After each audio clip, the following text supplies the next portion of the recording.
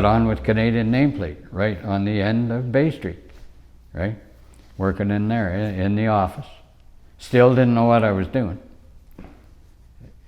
I was thinking I was costing extrusions, I think is what it was. And there was a whole bunch of people in the office there, lots of help. Wasn't too long, I got heaved out of there. See you later. So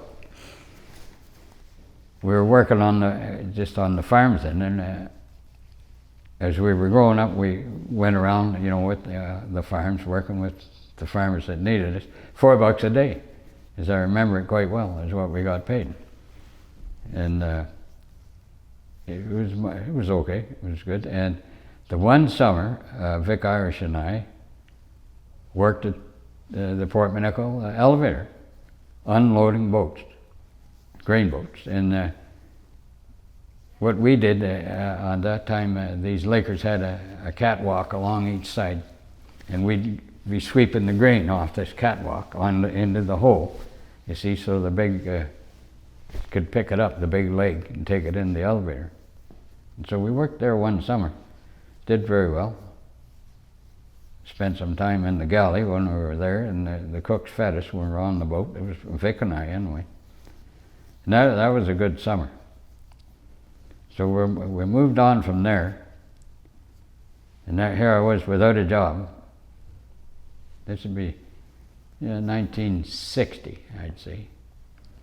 We were out picking either rocks or potatoes. The story's got kind of muddled here at the Elmer Greatwich's potato farm on, we called it the 9th concession at that time.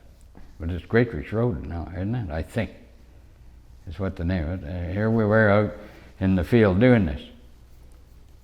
And when at that time, if you'd lost your job and you're looking for another one, you went to the unemployment office and you told them, like, here I am and here's what I do, and I need a job. So when something came up that seemed to suit, they'd phone and say, go and see this company. And because they're looking for a bookkeeper or whatever. So we're out in the field doing this thing, either picking rocks. It's in September, but we might have been picking potatoes, but it seems to me it was rocks, and I learned to hate rocks. But here we were. So my mother phones Mrs. Greatwich, Sophie was her name, that go and see Lockhart Motors in Victoria Harbour. They're looking for a bookkeeper. Bingo. So in we came, and I went down to see Mel and got the job. Didn't know anything about the car business. Knew how to keep books. So he said, yeah, okay, we'll give you a try. And that was September, I think it was, in 1960 is when we started there. And he treated me very good, and we were good for each other because I liked to work, stay with it. And I doing what I thought I would like. And it carried on from there. Where, as I say, he could go away and I could look after things, right? Or he could do some farming, which he'd bought a farm near Wabasheen in the meantime, taking the hay off and everything. But that really worked for us. And I learned, gradually learned, I was pumping gas, and, looking up parts and handling the service. It all evolved that you were doing the whole thing, you see, and selling cars that eventually we got into. So eventually, 1980, he decided maybe he wanted to get out of the business. Mel did. So I said, okay, this is good. Let's make a deal here. Because when I started thinking about it, that's what I wanted to do, is own it, right? Eventually. So we got a number down. And I went to the bank. We had a bank in Victoria Harbour then, with the CIBC on the corner. Went down, had a chat. They took it to the manager. I said, we need to borrow some money here. I want to buy this business. And we'd been dealing with them for 20 years.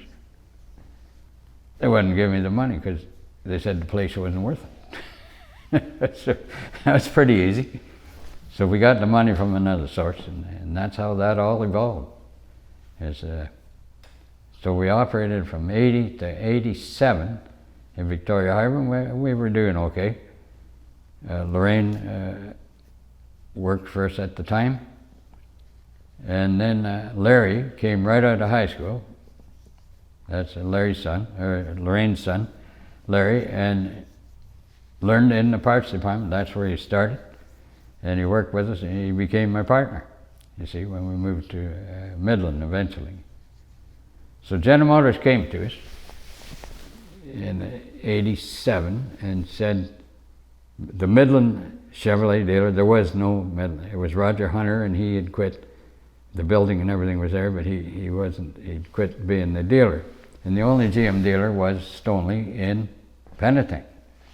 So one of the reps come up, the manager, and he said, you get first crack at Midland. He says, we want somebody in there, and you get first crack at it. If you don't take it, Victoria Harbour will be closed. Right? It was that easy. We either move or we're out of business. So we kicked and screamed a bit because we were doing okay in Victoria Harbour.